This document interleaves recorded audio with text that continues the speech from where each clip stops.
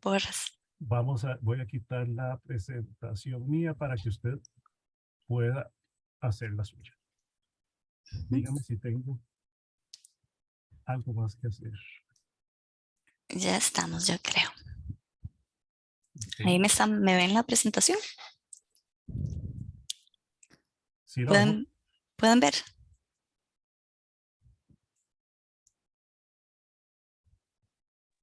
Sí, se ve bien. Muchas gracias. Bueno, muchas gracias, doctor Porras, por la introducción. Muchas gracias al Consejo de Bioinformática por la invitación para formar parte de este ciclo de conferencias. Durante el día de hoy tengo el placer de presentarles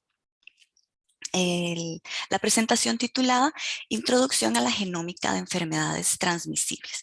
Y bueno, la idea de la charla no es mucho entrar en detalle en las partes técnicas, digamos, y conceptos más profundos, sino de que ustedes tengan una idea de las aplicaciones de esta rama de la ciencia en este tipo de enfermedades. Antes de empezar propiamente con... ay, un momentito, por favor, que no se me pasa la diapositiva.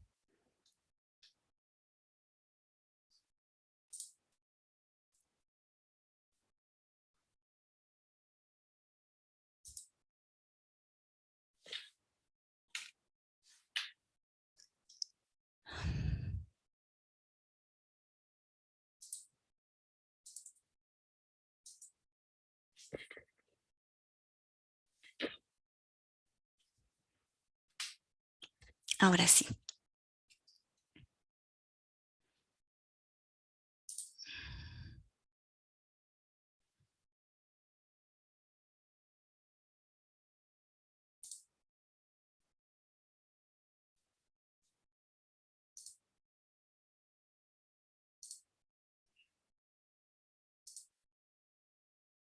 Mis disculpas. Ahora sí. Sí. Antes de iniciar propiamente con el tema de la charla de hoy, quisiera hacerles una breve reseña para que conozcan un poquito más sobre el Instituto Costarricense de Investigación y Enseñanza en Nutrición y Salud, el INCIENSA. Este es un mural que ustedes pueden encontrar a la entrada del instituto cuando nos vengan a visitar. Y es un mural muy bonito porque resume de una manera muy gráfica lo que ha sido la historia y los aportes del Instituto a la Salud Pública. El INCIENSA surgió no como tal, sino como un centro regional de recuperación nutricional en 1963, de manera que funcionaba como una clínica para la recuperación de niños desnutridos, donde se atendían los niños posteriormente cuando ya recuperaban su estado de salud, ya se egresaban de la clínica. En 1969 se considera la Clínica Nacional de Nutrición bajo la ley número 4508. Y luego fue adscrita al despacho del Ministerio de Salud, la institución, según la ley 5412. La clínica posteriormente dejó de funcionar y en 1977 ya se creó el INCIENSA como tal, que es una institución que en el momento estaba encargada de realizar programas nacionales de investigación y enseñanza en el campo de la salud y la nutrición, también bajo el amparo de otra ley, que en ese caso fue la 6088. En 1993, y siguiendo las directrices de la modernización del sector salud, el INCIENSA inició la labor que lo caracteriza hasta ahora, o una de las que lo caracteriza hasta ahora, que es la vigilancia basada en el laboratorio. En los años 90 y con el advenimiento de la pandemia de cólera de esa década, se creó el primer Centro Nacional de Referencia que justamente se dedicaba a organizar un poco la vigilancia basada en laboratorio de la epidemia del cólera en las Américas. Luego este centro de referencia se convirtió en el Centro Nacional de Referencia en Bacteriología y posteriormente se fueron creando los centros de referencia que forman el instituto hoy. Ya luego el INCIENSA, por la ley 8270, está facultado para realizar vigilancia epidemiológica basada en laboratorio de los eventos de importancia en salud pública, de las investigaciones prioritarias en salud pública y de los procesos de enseñanza en salud derivados de su quehacer. De manera que la misión del instituto es contribuir a mejorar el estado de la salud de la población a través de generación y difusión del conocimiento e información estratégica para la toma de decisiones en salud pública.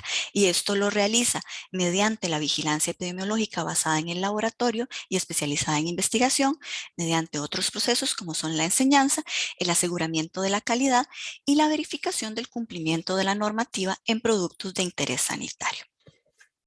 Entonces, la vigilancia basada en laboratorio se lleva a cabo a través de la recolección sistemática y el análisis e interpretación oportuna de la información generada por el laboratorio, por el centro de referencia, eh, con el fin de que las autoridades de salud puedan tener un insumo que puedan utilizar para la toma de decisiones.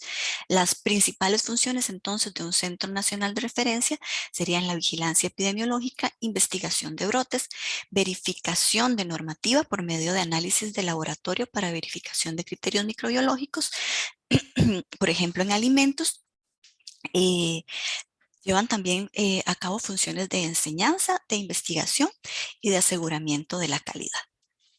Ahora sí, ese es el organigrama del instituto y se los presento para contarles que el laboratorio de genómica y biología molecular está dentro del Centro Nacional de Referencia de Inocuidad Microbiológica de Alimentos. Y que aquí nacimos en este laboratorio por la necesidad de dar seguimiento desde el punto de vista de análisis genómico a las enfermedades transmitidas por alimentos, pero también trabajamos en conjunto con los otros centros de referencia para colaborar en la vigilancia de sus eventos específicos. Actualmente trabajamos muy de cerca con el Centro Nacional de Referencia en Bacteriología y el Centro Nacional de Referencia en Virología, y esperamos en un futuro cercano también poder colaborar con los compañeros de parasitología y micobacteriología. Ahora sí, hablemos un poquito de lo que es un laboratorio para análisis genómico de microorganismos. Tenemos que, de manera ideal, en este laboratorio debemos contar con instalaciones adecuadas que nos permitan hacer la parte de preparación de las muestras o laboratorio húmedo, como se le conoce también. Entonces, idealmente deberíamos tener, igual que para cualquier laboratorio de biología molecular, áreas separadas donde podamos hacer la parte del preprocesamiento de las muestras, hacer la parte limpia de preparación de las mezclas de reacción y luego otras áreas donde podamos ya trabajar específicamente las muestras que vamos a analizar.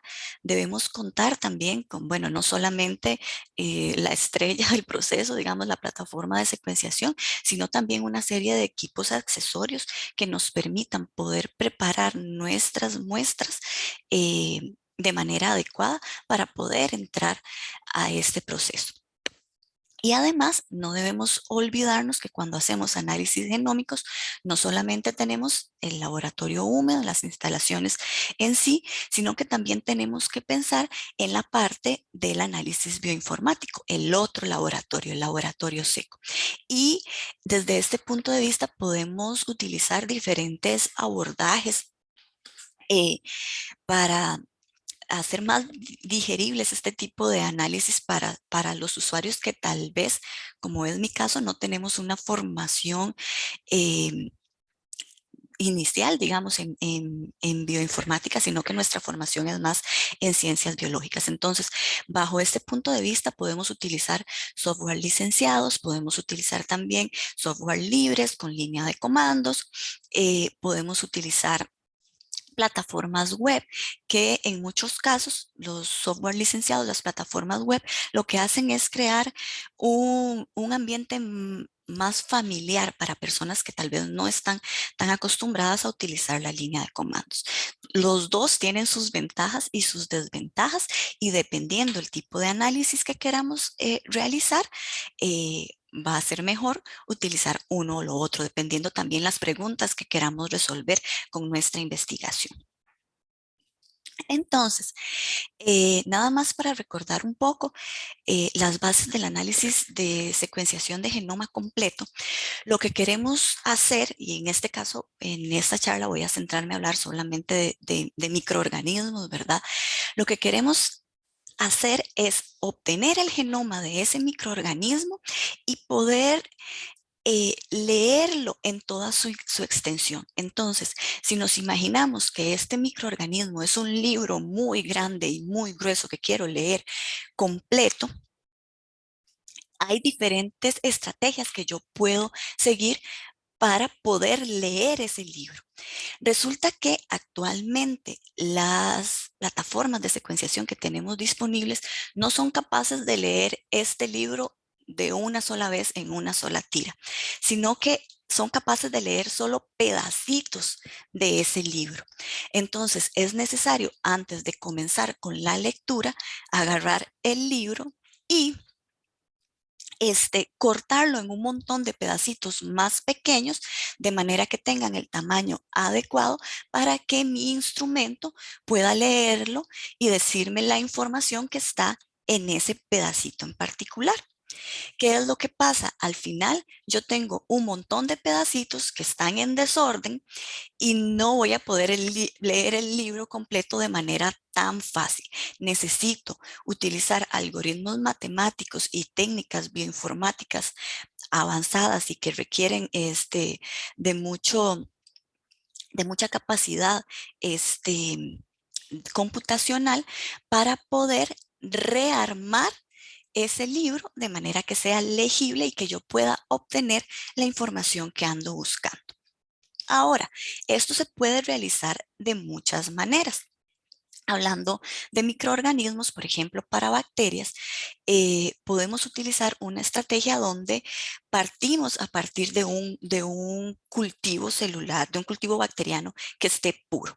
¿Verdad? Con bacterias tenemos, con muchas bacterias, tenemos la ventaja de que muchas de ellas se pueden cultivar y a partir de ese cultivo es como más fácil poder comenzar el procesamiento. Entonces, lo primero que tengo que hacer es romper esas células bacterianas y extraer desde adentro el ácido nucleico completo, el genoma completo. En este caso es ADN. Como les dije, los equipos que tenemos actualmente no pueden leer la secuencia de nucleótidos de todo ese genoma completo. Entonces tengo que cortarlo en pedacitos para que pueda ser leído. Y no solamente tengo que cortarlo en pedacitos, tengo que agregarle ciertos marcadores, otros pedacitos de nucleótidos más pequeños que me van a permitir poder realizar posteriormente el proceso de secuenciación o de lectura de esos pedacitos y que también me van a permitir marcar cada una de las muestras que estoy trabajando, porque por lo general trabajamos varias muestras al mismo tiempo. Entonces, cuando yo corto esos pedacitos y le agrego los marcadores correspondientes para la secuenciación, puedo pasar también por un proceso de amplificación de esos pequeños fragmentos. Eso es lo que se llama o se conoce como preparación de una biblioteca de ADN en este caso. Y es el insumo necesario para poder cargar el equipo de secuenciación y que es el que va a encargarse de hacer esa lectura de nucleótidos y me va a sacar la información necesaria para que con análisis posteriores yo pueda responder a las preguntas que tengo en mi investigación. Este ejemplo que les acabo de explicar es una estrategia de genoma completo, ¿verdad? Obtengo el genoma completo del organismo, lo corto en pedazos, lo marco, de manera que ahí tengo la preparación de la biblioteca. Esos fragmentos se meten a secuenciar y bueno, luego ya viene la parte del análisis de datos. Ahora, no siempre me va a interesar hacer la secuenciación del genoma completo. A veces puede ser que necesite para la aplicación que esté llevando a cabo solamente obtener un fragmento de ese genoma. En ese caso, puedo utilizar una secuenciación dirigida por amplicones. Entonces, se diseñan primers que van a marcar específicamente la región que me interesa secuenciar. Me va a generar fragmentos más pequeños de esa región de interés que también voy a marcar con adaptadores. Preparo las bibliotecas, realizo la secuenciación y después el análisis, como es un abordaje diferente, puede tener ciertas diferencias.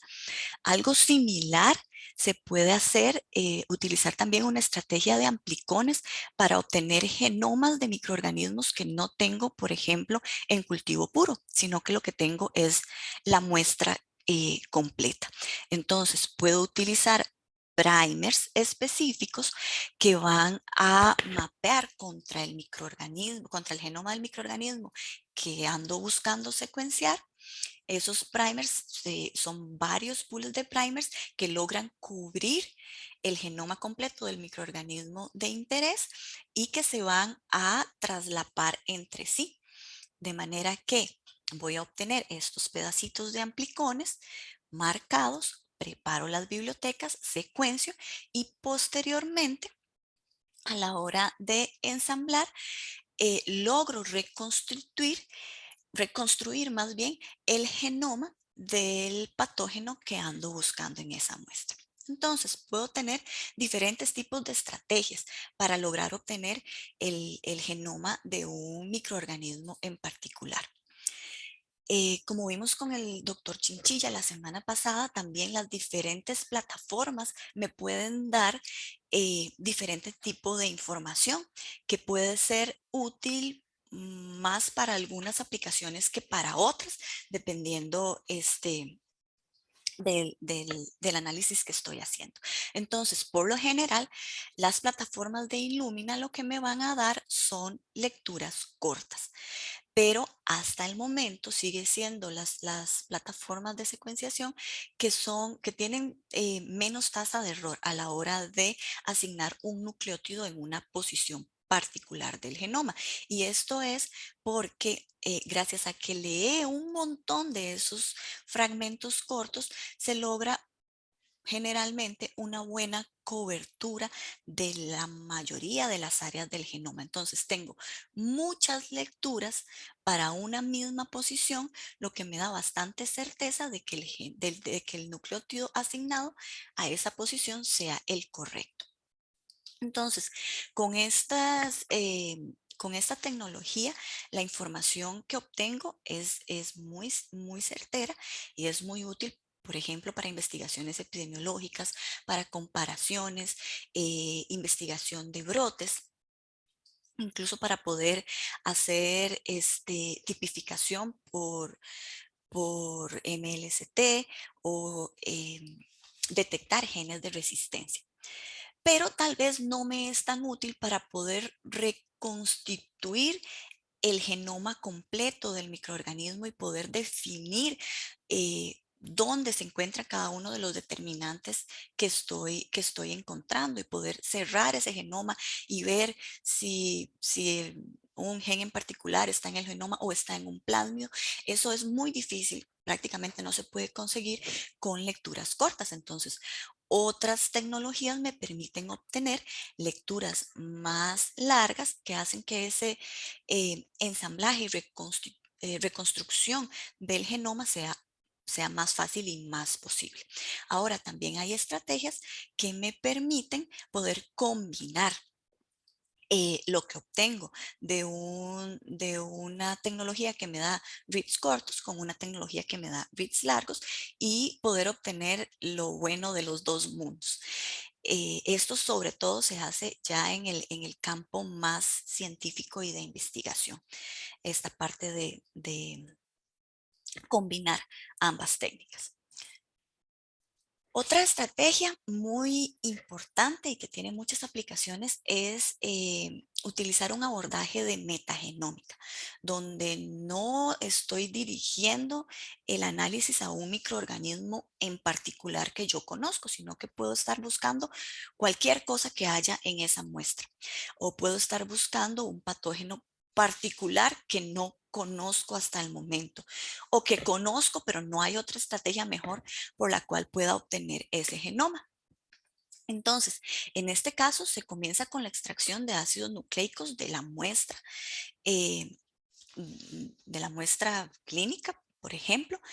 Si tengo idea de que lo que busco es un patógeno de ADN, puedo hacer una extracción de ADN. Si tengo idea que lo que busco es un patógeno cuyo genoma es de ARN, entonces hago una extracción de ARN y tengo que pasar por una transcripción reversa para generar el ADN copia. Si no tengo idea qué es lo que estoy buscando, tengo que hacer una extracción de ácidos nucleicos totales, pasar por este punto para recuperar lo que pudiera ser ARN y ya una vez que tengo todo en forma de ADN, preparar la biblioteca para secuenciación, agregando los adaptadores específicos. En el caso de las estrategias de metagenómica, entonces la parte del análisis bioinformático viene siendo bastante diferente y hay que tener en cuenta otras consideraciones, como por ejemplo que el primer paso de preprocesamiento sería remover todas las lecturas que corresponden al genoma humano, que van a ser por lo general la mayoría cuando estoy trabajando a partir de una muestra clínica.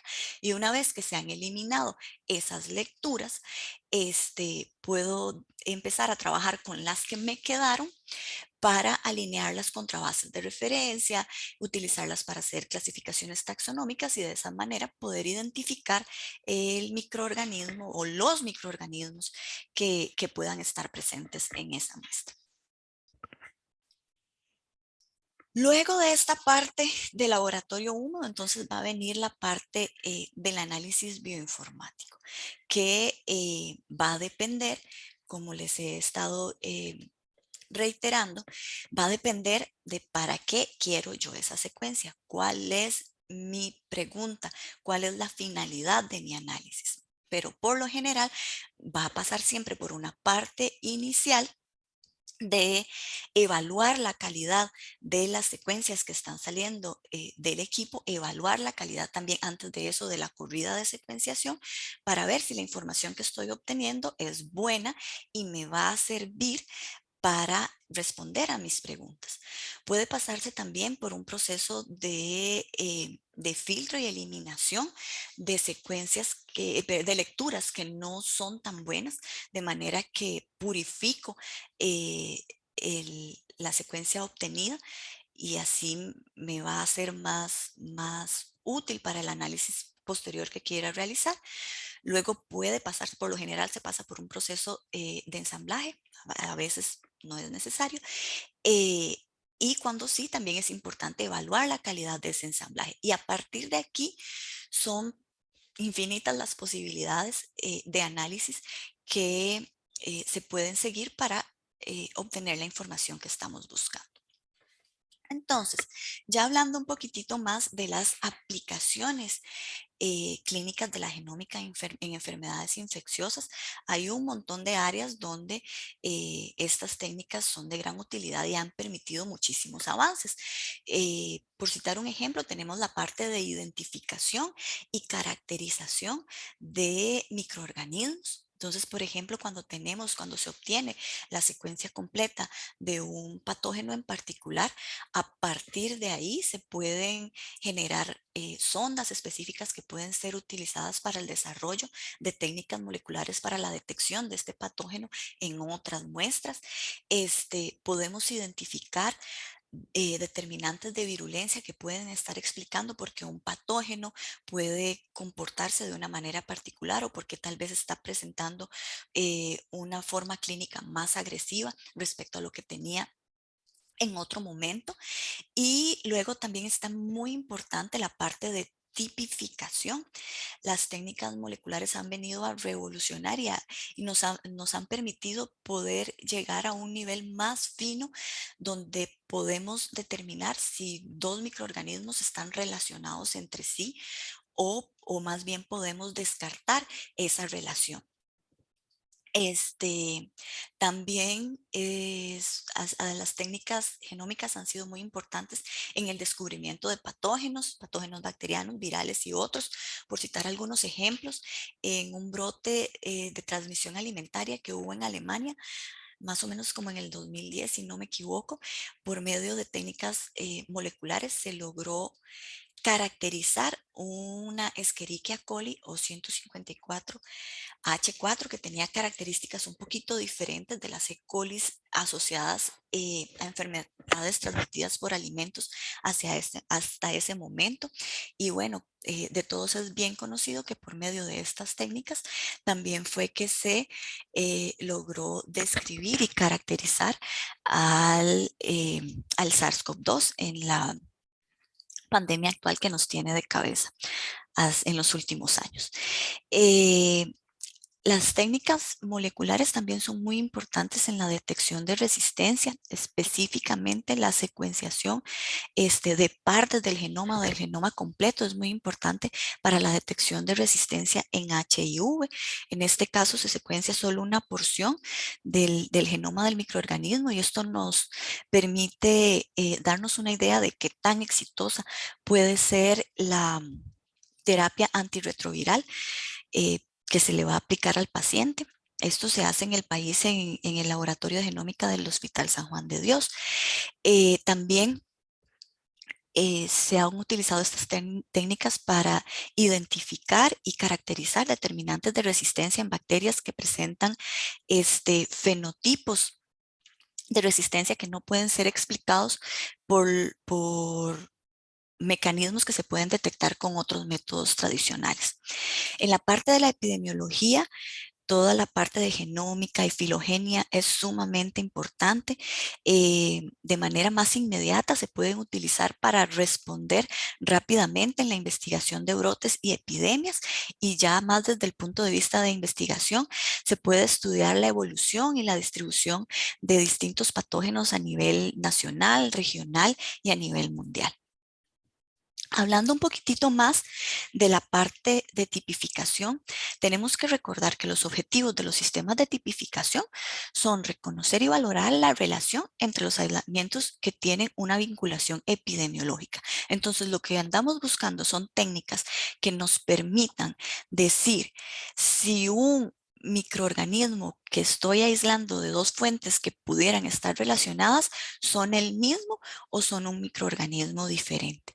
De manera que estas técnicas nos permitan poder tener una huella digital, una identificación de esos microorganismos, haciendo la analogía de lo que se dice es, por ejemplo, de que el patrón de rayitas de una cebra es individual para cada uno. Eso es lo que andamos buscando para los microorganismos, poder obtener un patrón de identificación que me permita relacionar los que realmente están relacionados y descartar esa relación entre los que no tienen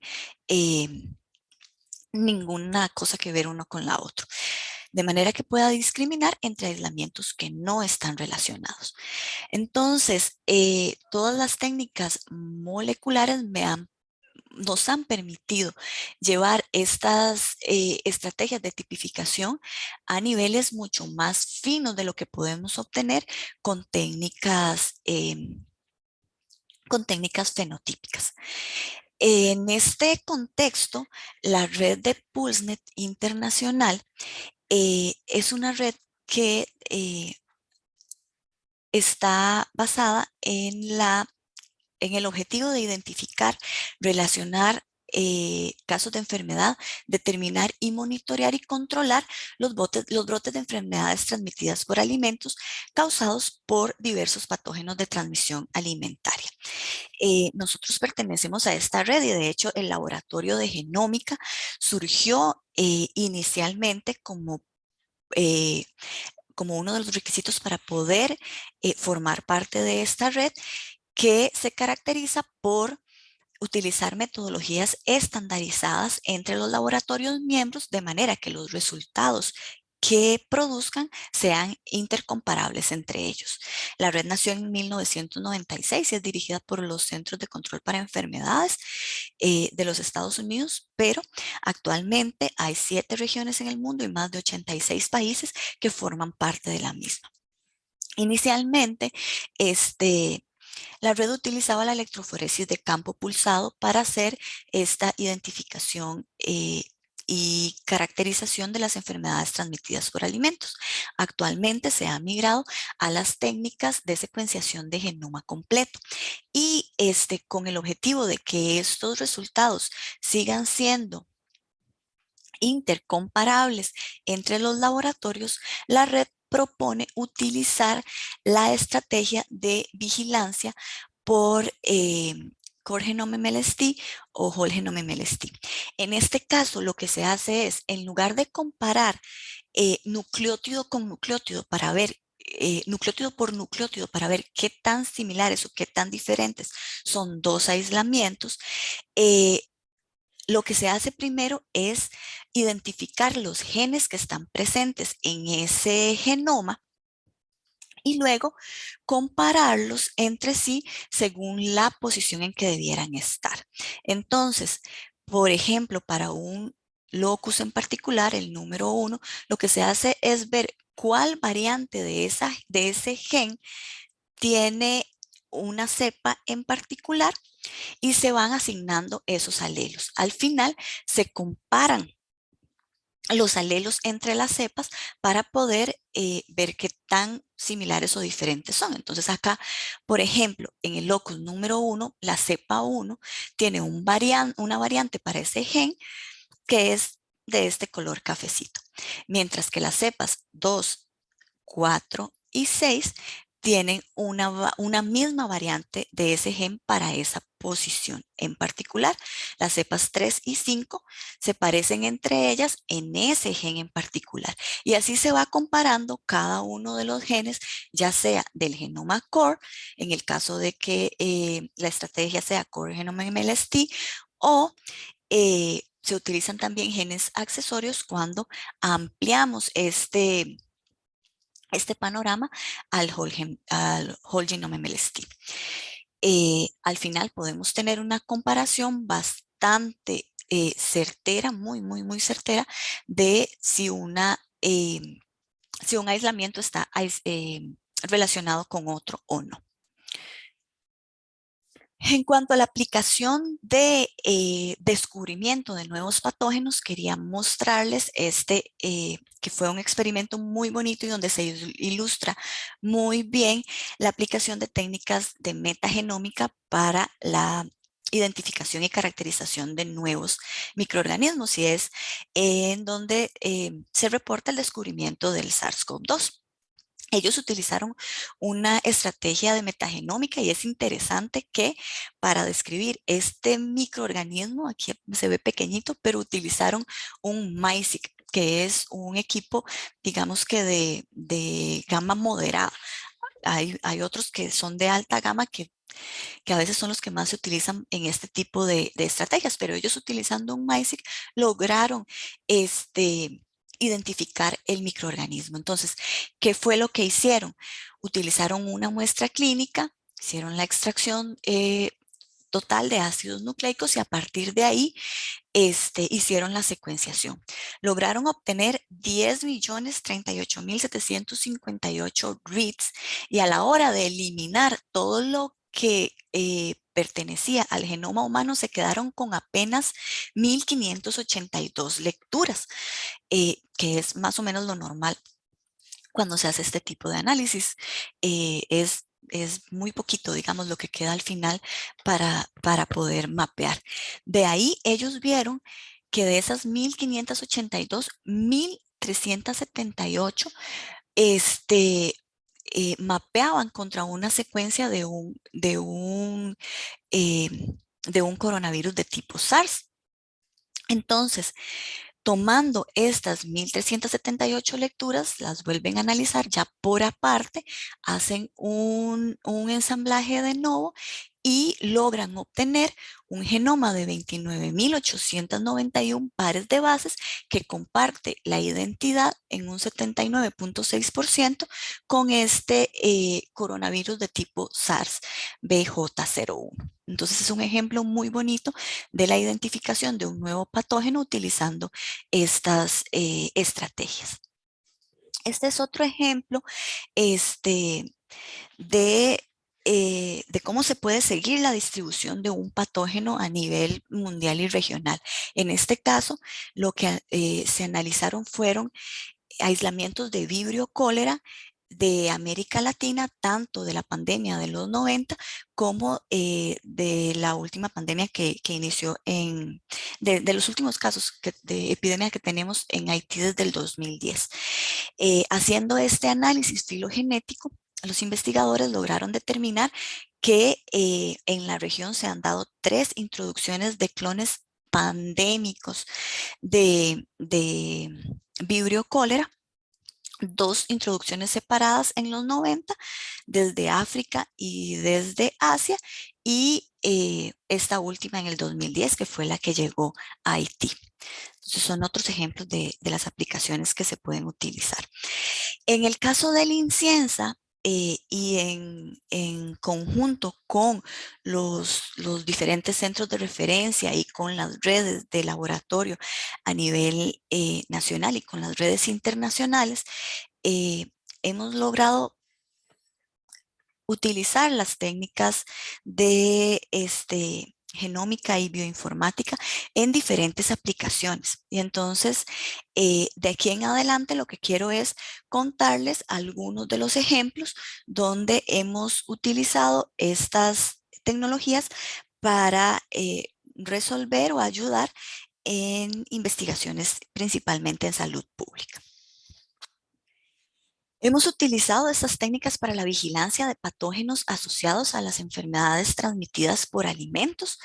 Eh, por ejemplo, se observó para el año 2018 un incremento de aislamientos clínicos de Salmonella infantis. Salmonella infantis es una bacteria asociada a cuadros de diarrea y gastrointestinales, y que puede llegar a ser consumido por las personas, ya sea por contaminación de los alimentos o de las aguas a partir de productos de origen animal, de aguas contaminadas, contaminación cruzada, a partir de las heces de aves de corral, que es donde más se encuentra. Entonces, ¿qué fue lo que se observó?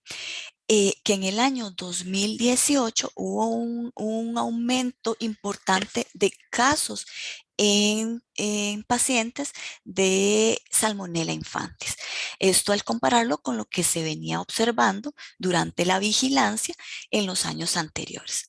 Esto llamó la atención, además de que el perfil de resistencia a los antibióticos de estos aislamientos era particular, con una sensibilidad disminuida a ciprofloxacina y la presencia de una beta-lactamasa de espectro extendido. Se tomaron 5 de esos aislamientos de origen humano y 3 de origen no humano, y se analizaron inicialmente por electroforesis de campo pulsado. Con esta primera aproximación se logró ver que utilizando 2 enzimas de restricción diferentes, habían algunos de esos aislamientos que presentaban patrones de restricción indistinguibles, y entre estos había tanto aislamientos de origen humano como de origen animal. Entonces se decidió ir a un análisis un poco más profundo por medio de secuenciación de genoma completo y de un análisis por Whole Genome MLST. En este caso se logró determinar que existían cepas de alimentos y cepas de origen clínico humano que estaban muy relacionadas entre sí, e incluso su patrón de resistencia era similar, y que entre ellas no presentaban más de 4 alelos de diferencia. Entonces, se pudo determinar que de alguna manera lo que estaba presentándose, o algunas de las cepas que se estaban, de los aislamientos que se estaban encontrando en humanos, estaban relacionados con lo que se estaba viendo en alimentos a nivel de plantas de producción.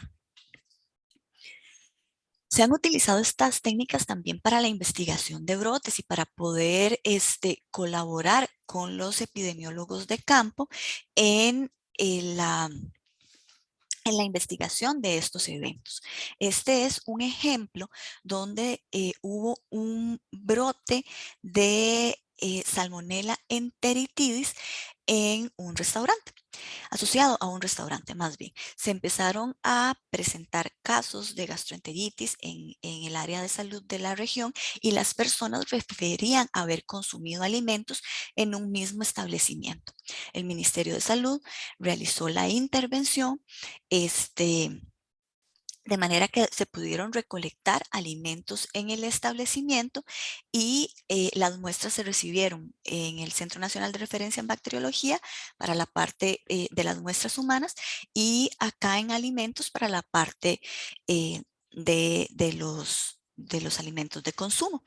En ambos casos se logró aislar el microorganismo, en este caso Salmonella enteritidis, y se procedió a hacer una secuenciación de genoma completo estos genomas se analizaron por medio de Whole Genome MLST y se comprobó el vínculo epidemiológico que ya los investigadores, los epidemiólogos habían identificado. Pero pudimos ver en el laboratorio que tanto las muestras de los pacientes como la del alimento implicado, que en este caso fue mayonesa, mm, eran muy similares y no se diferenciaban en más de un alelo entre ellas. Este es un caso de brote de ETA. También hemos utilizado estas técnicas en la investigación de brotes por SARS-CoV-2. Este fue un caso muy bonito de investigar. Se presentaron casos de SARS-CoV-2 inicialmente en una sede de un hogar de larga estancia para adultos mayores. Este hogar de larga estancia tenía dos sedes separadas más o menos 200 metros entre ellas. Entonces, a finales de octubre, de septiembre, principios de octubre del 2001, se empezaron a presentar casos en la primer sede del hogar. El Ministerio de Salud hizo el abordaje de los casos junto con los compañeros de la caja, hicieron la investigación epidemiológica. Pero ¿qué sucedió? Eh, Poquitos días después de que se hizo el diagnóstico de los últimos casos en la primer sede, se empezaron a presentar casos en la segunda sede del HLE. Si bien el personal de cuidado de los dos centros no era el mismo, no era compartido, sí tenían ciertas cosas en común, además de que eran de los mismos dueños, tenían un chofer que era el mismo para las dos sedes, y surgió entonces la duda y quisimos responder a la pregunta de si existía nexo epidemiológico entre ambos eventos. Y en este caso, para poder confirmar o descartar este nexo desde el punto de vista del laboratorio, era necesario hacer la secuenciación de las muestras de los pacientes. En este contexto, secuenciamos 3 muestras del primer hogar y 5 muestras del segundo. Pudimos ver que las muestras de los hogares entre ellos eran prácticamente indistinguibles con solamente un SNP de diferencia, pero que al comparar los dos grupos entre sí, realmente se descartaba que hubiera una relación genética entre los mismos, además de que se trataban de linajes diferentes. De esta manera se descartó que se tratara de un mismo brote y se confirmó la hipótesis de los investigadores de que fueron dos brotes separados, dos introducciones diferentes en los dos establecimientos. En otros temas también hemos utilizado estas técnicas para la identificación de genes de resistencia. Cuando los compañeros del Centro Nacional de Referencia de Bacteriología reciben aislamientos resistentes para confirmar sus mecanismos de resistencia, en algunas ocasiones observan algunos fenotipos que no pueden ser identificados por los métodos tradicionales que no corresponden a los genes comunes circulantes para los que ellos tienen metodologías para poder ser identificados. Cuando ellos encuentran esto, pasan los aislamientos para secuenciación del genoma completo y entonces hemos logrado identificar en conjunto diferentes determinantes de resistencia. Entre estos es importante destacar este que está acá, que ha sido muy poco detectado a nivel mundial. Y no es solamente poder identificar el gen particular que puede explicar este fenotipo, sino que también con estas técnicas podemos determinar el contexto genómico donde está ese determinante de resistencia. A veces con estas es suficiente, en otros casos ha sido necesario trabajar en colaboración con otros centros de investigación y poder realizar secuenciación de fragmentos largos para poder identificar si estos determinantes están en el cromosoma o están más bien en un plasmio. Y esto es importante porque puede determinar cómo estos genes de resistencia podrían distribuirse entre las poblaciones bacterianas. En este contexto también se ha hecho el estudio de brotes. Este fue un brote intrahospitalario de bacterias que presentaban este marcador de resistencia y se ha contribuido con este tipo de técnicas para poder identificar más o menos cómo ha sido la distribución de esas cepas a través de las salas dentro de un mismo hospital y luego cómo fueron distribuyéndose hacia otras salas e incluso hacia otros hospitales. En este otro estudio que fue en el marco de la red de PulseNet a nivel latinoamericano, lo que se quiso fue hacer una caracterización genómica de los aislamientos de Shigella soni que teníamos disponibles en el país.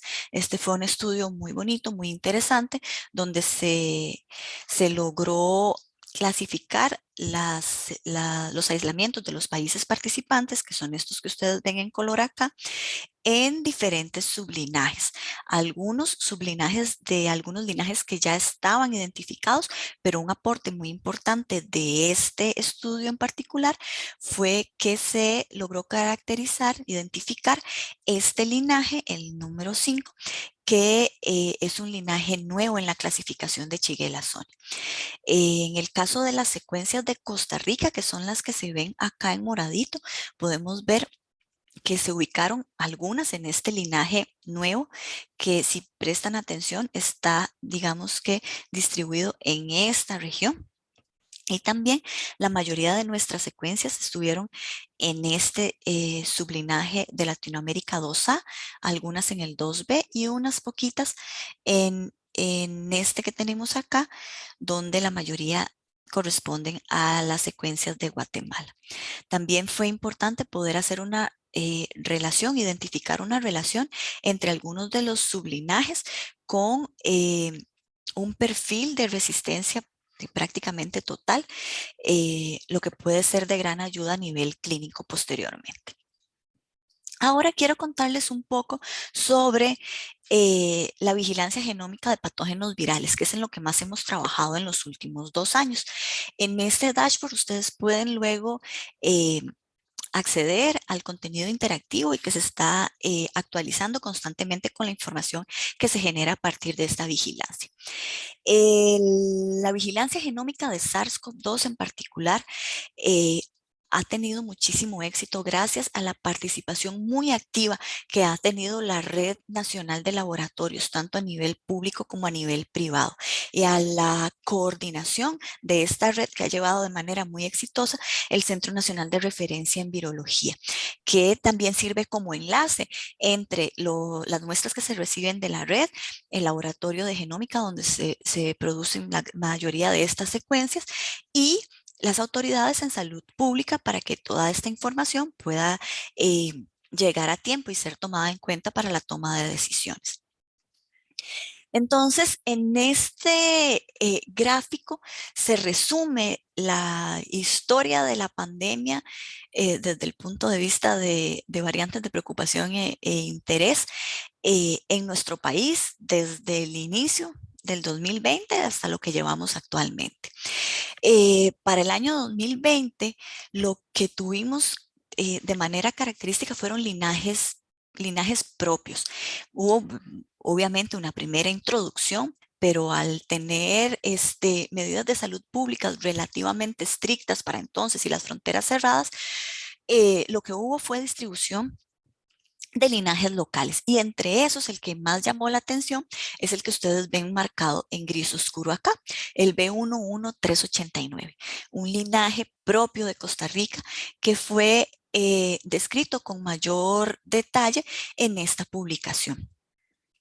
En este contexto, en el año 2020, tuvimos en general en el país un aumento sostenido de casos y de muertes, y entre las muestras secuenciadas pudimos ver que teníamos una prevalencia bastante alta de secuencias que presentaban una mutación en la espícula viral, la T1117I. Al analizar esto en un contexto global, vimos que esta mutación era muy poco común en el resto del mundo y que la mayoría, es esta parte en amarillo que ven acá, la mayoría de secuencias reportadas y depositadas en las bases de datos internacionales que portaban esta mutación correspondían a nuestro país. Se logró determinar también que la mutación estaba en la base de la espícula viral y por lo tanto no se esperaba que tuviera mucha influencia en lo que era la relación de la espícula con el receptor celular.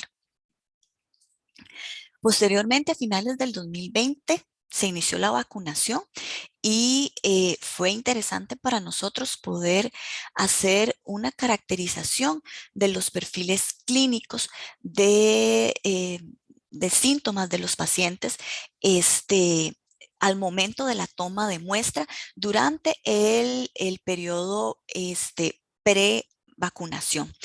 Y con una estrategia de Machine Learning se logró identificar 7 grupos, 7 agrupaciones según las características de los síntomas que presentaban. Entonces, en el primer grupo se agruparon los pacientes que estaban en su mayoría asintomáticos. En el grupo 2, los que por los síntomas que presentaban, principalmente se caracterizaban por tos. En el grupo 3, los que tenían sobre todo fiebre, pero también podían tener tos, dolor de cabeza, y así para cada uno de los grupos. Y luego lo que se hizo fue buscar si en estos grupos en particular había una correlación con ciertos factores de riesgo, que se vio que no, que estaban bien distribuidos por todos los grupos, con edad, sexo y algunos otros determinantes.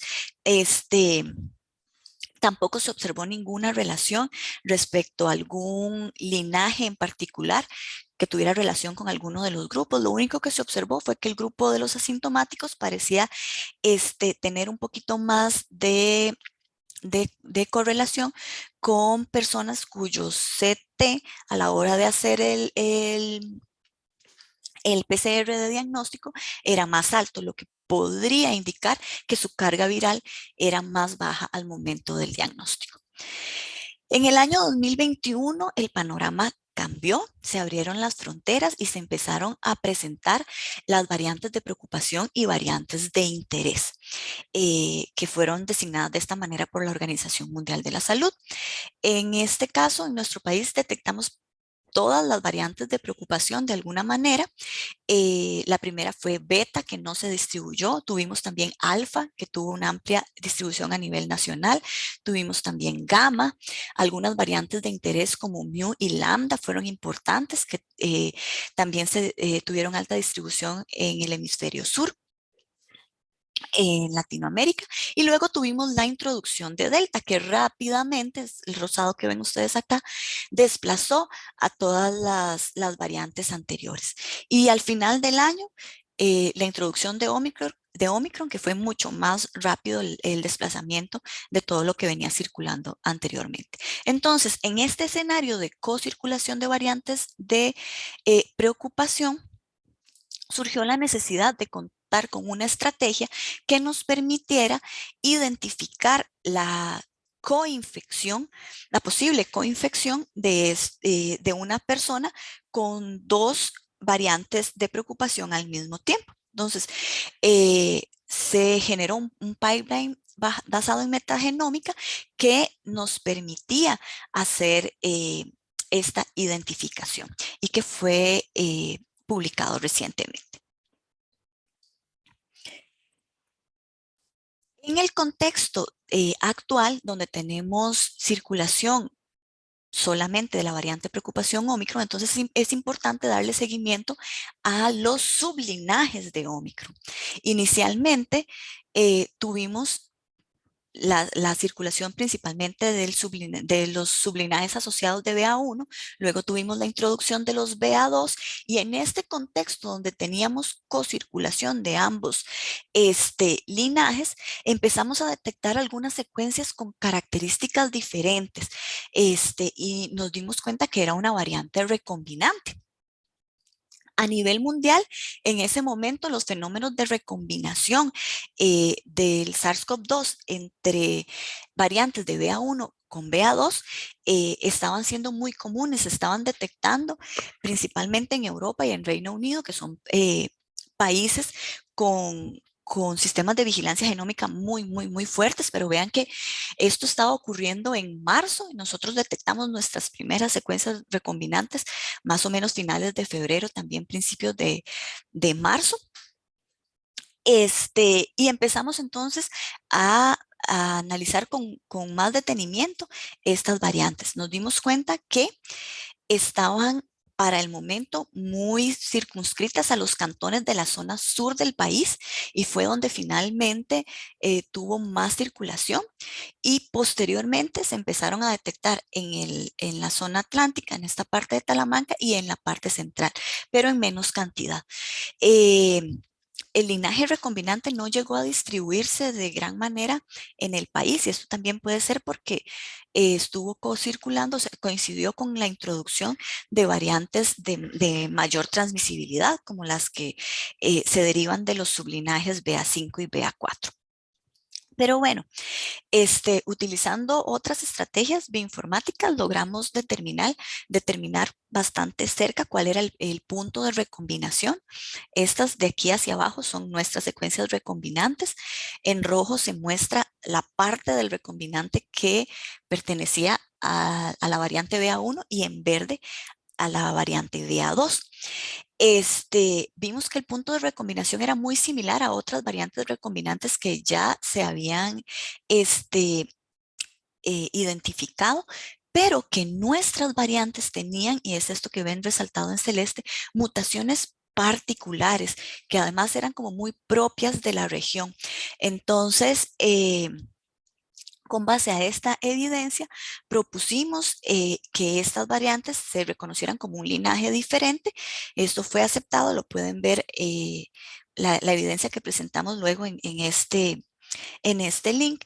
Y este linaje fue asignado por la clasificación de Pango como XAF, que es un linaje recombinante BA1 y BA2 propio de Costa Rica y que se identificó posteriormente en otros países.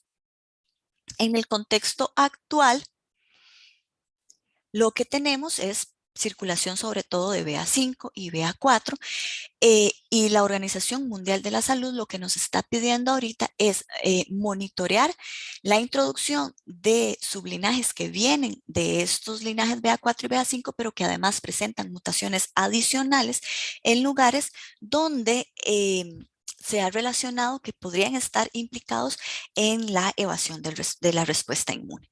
Y es muy importante, esos linajes son los que ven acá en colores más oscuros, ver cómo se está dando otra vez este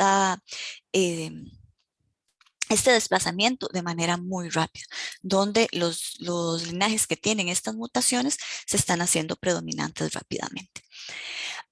Además, hemos contribuido con la vigilancia de SARS-CoV-2 a nivel centroamericano en el contexto de la Red Regional de Vigilancia Genómica COVID-19 y a raíz de un proyecto dirigido por la Comisión de Ministros de Salud de Centroamérica, el laboratorio ha recibido muestras de otros países y hemos generado secuencias para colaborar en los sistemas de vigilancia de esos países. Y también fuimos designados como laboratorio de referencia a nivel de secuenciación para SARS-CoV-2 a nivel regional. En este contexto, hemos colaborado entonces principalmente con El Salvador y Guatemala, recibiendo muestras y generando secuencias que son depositadas en las bases de datos internacionales. A partir del año pasado también formamos parte de la red Norosort. Aquí trabaja el laboratorio de virus entéricos y hemos secuenciado norovirus desde el año pasado y logramos determinar que para el año pasado el genotipo predominante fue en niños menores de 5 años. Esta es una cohorte pequeña de niños menores de 5 años. El genotipo más común el año pasado fue el G24 sin el P16, seguido por el P12.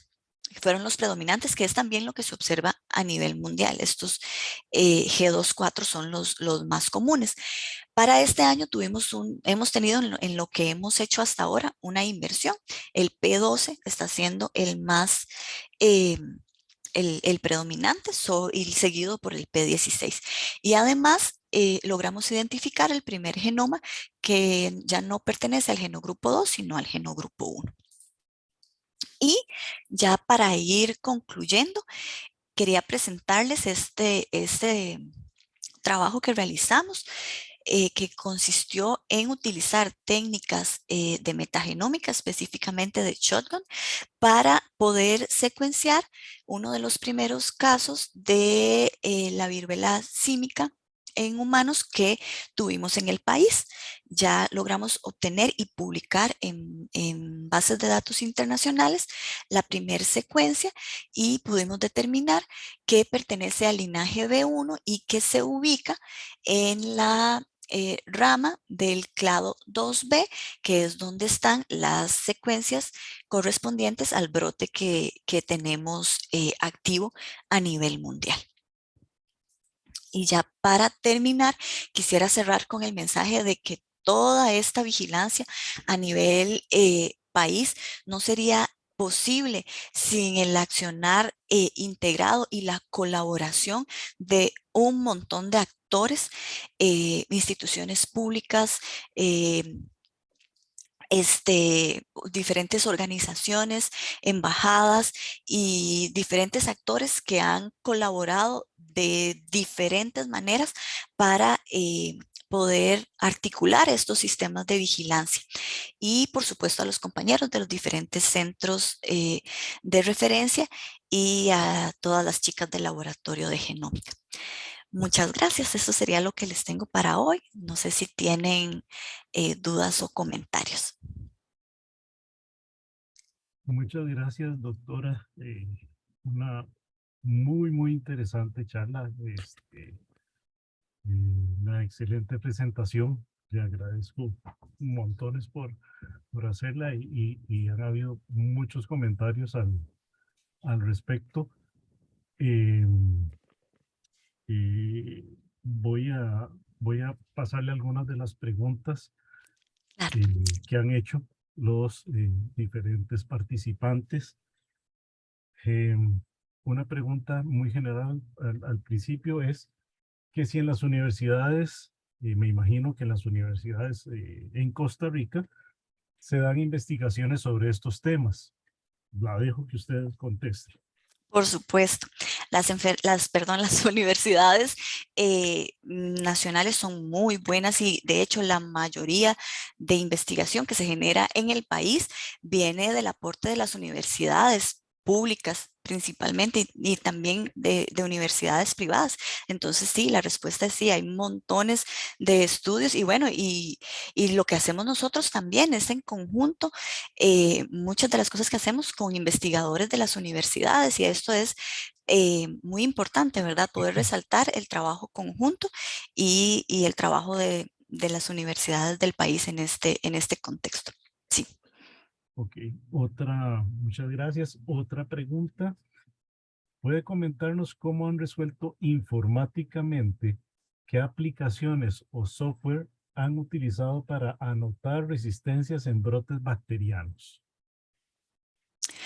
Ok, bueno, esta parte sí es un poquitito más Álgida. complicada. Sí. En general, se usan, se usan pipelines bioinformáticos, se usan bases de datos ya establecidas, se usa ResFinder, se usan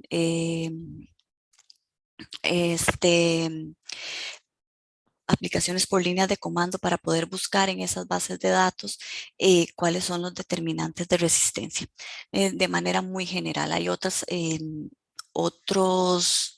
mm, abordajes un poco más específicos, pero básicamente sí, pues, se puede usar, es que hay muchos, ¿verdad? Se puede usar Proca para anotar y ResFinder es el que se me viene a la mente ahorita para identificar los genes de resistencia, pero sí se utilizan varias aproximaciones, se hace de diferentes maneras, este, eh, para poder obtener a veces resultados redundantes, pero que nos permiten este, tener total certeza de que lo que estamos identificando es realmente lo correcto. Ok, muchas gracias. Otra Con gusto. pregunta. En el caso del ejemplo de Salmonella enteritis, que produjo problemas en una población particular, ¿cómo supieron cuál organismo aislado de la muestra era el causante de la enfermedad? ¿Y cómo lo identificaron de entre la muestra? Ok, sí. Lo primero que se presenta son los pacientes con el cuadro clínico, ¿verdad? Y lo primero también que se reciben son las muestras de los pacientes. Los compañeros en bacteriología hacen un cultivo, ¿verdad? O sea, tienen diferentes técnicas para poder identificar primero el patógeno asociado, ¿verdad? Entonces, se hacen técnicas microbiológicas tradicionales y también técnicas, moleculares para identificar primero el patógeno, o es lo que normalmente hacemos. Primero los compañeros de bacteriología identifican el patógeno y aíslan el microorganismo en las muestras clínicas y con base a eso nosotros dirigimos en alimentos la búsqueda de ese patógeno en el alimento, realizamos también el aislamiento y ya luego de ahí es que este se aplica la secuenciación de genoma completo, en estos casos en particular. Ok, muchas gracias. Tres, tres preguntas más para ir terminando. Eh, ¿Hay planes de ampliar esta vigilancia genómica a otros virus tropicales como Zika o chikungunya? Bueno, nosotros trabajamos en el contexto de las redes de OPS y OMS y realmente sí, bueno, tal vez ustedes vieron en la última reunión que hubo de ministros de salud para la Organización Panamericana de la Salud y hay un gran interés a nivel internacional de fortalecer la vigilancia genómica, fortalecer los laboratorios de vigilancia genómica para poder expandir ese tipo de vigilancia a otros patógenos y esperamos en un futuro no muy lejano poder abordar estos otros patógenos y particularmente virus de este tipo. Sí, se espera que pronto se pueda realizar. Ok, penúltima pregunta. Antes de esto, nada más recuerden que ya está en el chat, está el link para el certificado de asistencia, ¿verdad? Ok, una pregunta más. Eh, ¿Este tipo de estudios son socializados en los hospitales? principalmente para mostrar la robustez de estos métodos. ¿Sabe si esto ocurre? Bueno, sí. eh, todos los centros de referencia trabajan en conjunto con su red de laboratorios, que son laboratorios públicos y privados. Y todos los trabajos que ellos realizan los comparten y los trabajan en conjunto con su red. La manera de de socializar o de dar a conocer la información va a depender mucho del evento y va a depender mucho de las características que tengan entonces y del hallazgo que estamos teniendo. Entonces, a veces, depende de lo que sea, primero el reporte se hace a las autoridades de salud específicamente porque tal vez es algo que se tiene que reportar a nivel internacional y se trabaja como de esa manera. Pero cuando se trata de estos brotes, se trabaja directamente con los implicados para poder, incluso a veces es más bien un requerimiento de ellos que tienen un problema y los centros de referencia les pueden ayudar a resolverlo. Entonces, sí, todo el trabajo es en conjunto y toda la información que se genera a través de vigilancia en salud pública es pública, es pública y esa es la intención, ¿verdad? Que pueda servir eh, para ser utilizada para resolver todos estos problemas que se pueden presentar. Muchas gracias. Y la última pregunta, que es un tema que usualmente se deja un poco de lado. Costos. ¿Qué tan oneroso, qué tanto cuesta la realización de este tipo de pruebas? Tanto en la parte del análisis y secuenciación, como posteriormente eh, eh, la parte bioinformática para todo lo que es análisis. Sí, bueno, las técnicas de secuenciación siguen siendo bastante costosas. Yo soy bastante mala para los cálculos de plata, a mí me gusta estar en el laboratorio y eso, este, pero sí, siguen siendo muy costosas. Todavía no es algo que podamos esperar en este momento realizar de manera generalizada. Y como bien se señala en la pregunta, no es solamente el gasto en infraestructura, el gasto en equipos, el gasto en reactivos, que es muchísimo, sino que también hay que pensar en la parte de la estructura computacional, ¿verdad? Poder contar con, con máquinas. Que sean capaces de realizar los análisis que se necesitan y no solamente de realizar los análisis, sino de poder almacenar toda la información que se genera, que es mucha. Entonces, este tipo de equipos también son de alto costo y poder mantener esa estructura, esa plataforma informática también tiene un costo elevado. Entonces, siguen siendo técnicas que todavía para nuestra realidad eh, son bastante costosas. Ok. Muchísimas gracias, doctora.